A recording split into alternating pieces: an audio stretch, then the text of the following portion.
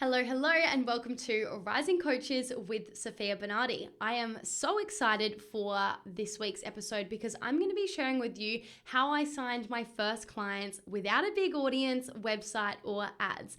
I really love reflecting on the beginning stages of my business, and I think I have a really special story that inspires and supports so many new coaches that are starting out to see that if I can do it, then they absolutely can too, because I didn't have very much going for me in terms of my age. I was really young. My business experience, I had none. My certifications, I had none. I just didn't have anything set up. So if I can start, I can grow, and I can scale under all of the circumstances. The global pandemic started as well as soon as I started my business and all of those things, then I really believe you can now too. And I'm going to share with you what I recommend not focusing on and what I recommend focusing on. And obviously, I support hundreds of coaches every single year, many of them who are in those earlier stages. And I've started to see those that grow and scale much faster than others. There are certain behaviors that are in common with those people. And so if I can share that and spread that, then you can do a little check on yourself and see if you have those qualities or how you could adopt some of them, so that you have a much more larger likelihood of succeeding, because unfortunately many don't. And it's due to a variety of things like what I'm going to speak about in this episode. So if you've been thinking I'd love to grow my business, but I need a bigger audience, or I need a proper website, or I need a certification, or I need a fancy funnel, or maybe I need to have ads because I hear people talking about that, then this episode is for you. So when I signed my first clients, I had none of those things. I had no audience, no fancy branding, no tech setup, no sales pages, no business experience, zero testimonials. I didn't know if I had the right niche. In fact, I didn't really even believe in niching. I was like, but doesn't niching down mean you're targeting less people, which means you're not helping as many people? I thought the broader the better. And I was honestly terrified to even call myself a coach out loud. I actually felt embarrassed and not worthy of that. And I was worried I was too young and all of these things. So if any of what I just said resonates with you, then just know I literally had none of that. And here I am. So basically I had nothing in place, literally nothing in place. And I think that that's really important to note, because that's how everyone starts. And I talk to coaches obviously every single day, and so often I hear them say these things, but they make it a problem and make it wrong. And it's honey, of course you have no audience. You just started. Of course you're not getting leads. Of course you're not signing clients. You just started.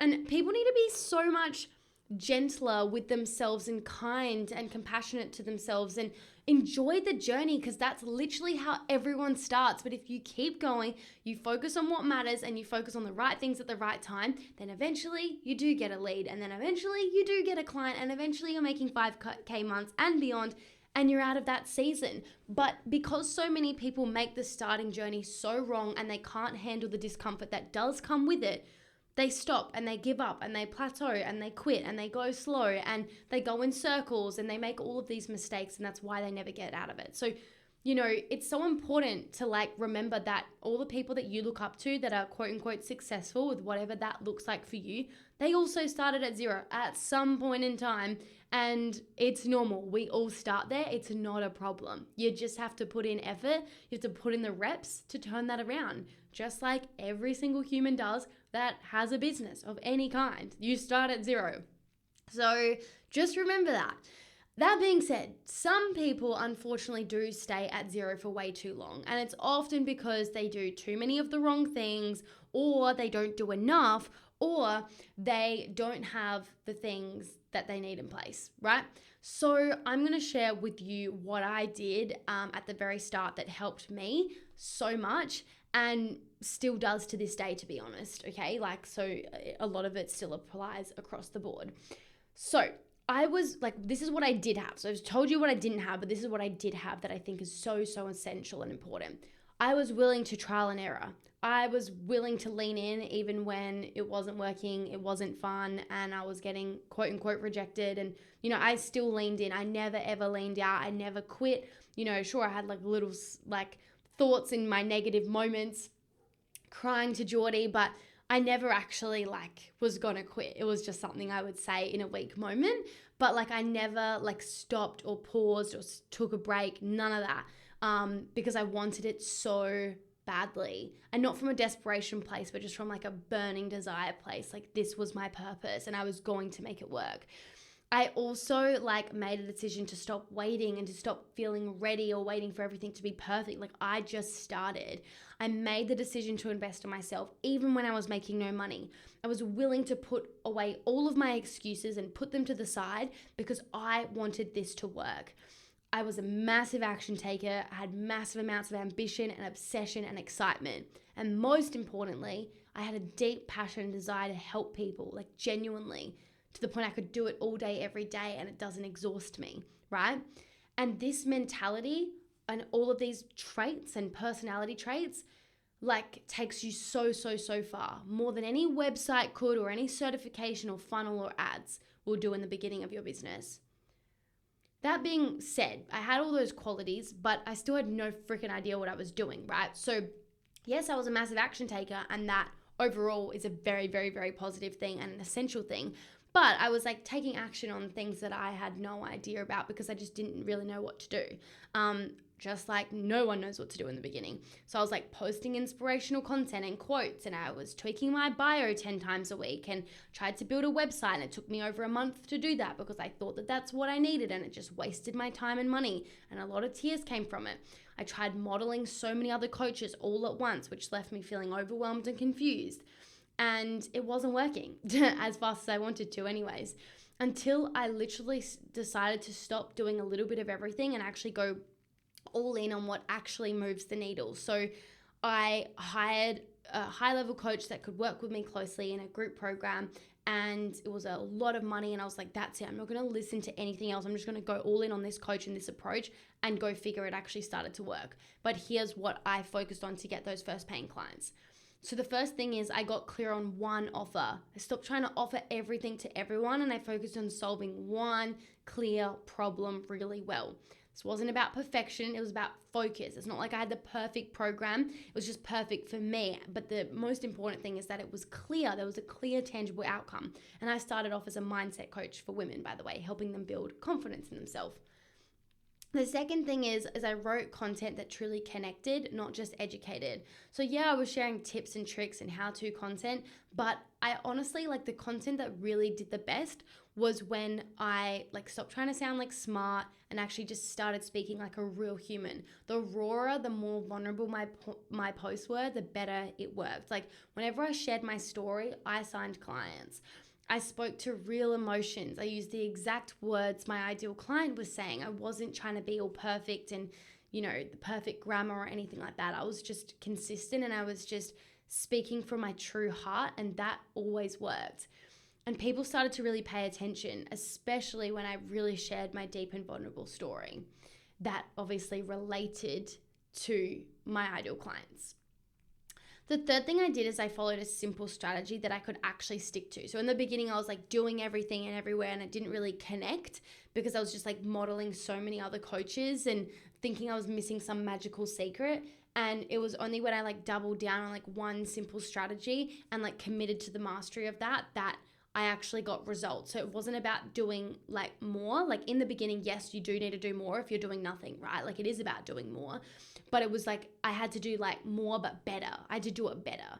And so really, like, how to make money and sign clients. Literally show up, add value, make offers, have conversations. Like you literally know how to do it. There's a whole bunch of reasons as to why you don't do that, like fears and lack of clarity on how to do those things, but you know what you need to do, right? And so I just started like leaning into that because I really wanted it. I was just like talking in my stories. There was no formula. I was just like doing it and being from my heart and like having all this energy. Like I would put music on and I would dance on my Instagram stories. I just would dance in my pajamas. I would do all sorts of things. I still do these things today because I was just passionate and excited. So yes, I had strategy, but I also was like willing to wing it and just like figure it out and find my unique groove. And it really worked. Go figure. So I just repeated that. Like I was showing up, I was adding value, I was making offers, I was having conversations, and I would just repeat that. Was it polished? Was it perfect? No, but it worked, right? So you have to be willing to kind of go through that messy middle, but really lean into the experience. Instead of complaining that you don't have testimonials, go get them, like work for them, like add value, help people, make offers, get clients so you can get testimonials instead of just sitting there complaining that you don't have testimonials. Like I really just leaned in and I didn't overthink that stuff. And when I look back, I can see how that, maybe naively, but it supported me to get out of my own way and sign clients, is like not overthinking that stuff. So this is like your friendly reminder that if you're below 5K per month, to focus on mastering the basics and not dabbling, not playing small, not going all in. Like you've got to go all in. And to stop focusing on the wrong things at the wrong time. Like don't worry about a website if you're not even clear on your target audience yet. Like don't worry about your second offer when you haven't even sold or nailed your first. We don't want to overcomplicate it, because overcomplicating it, especially too early on, but just really at any time, leads to overwhelm and frustration and a lack of mastery. And it's so important to master things. Back in the day, like 5-10 years ago, you could dabble a little bit and sign some clients. You can't do that as much anymore. Like people are smarter, people are wiser, people are more educated, people are more careful with where they're putting their money right now. And so you can't wing this stuff. You actually have to master it.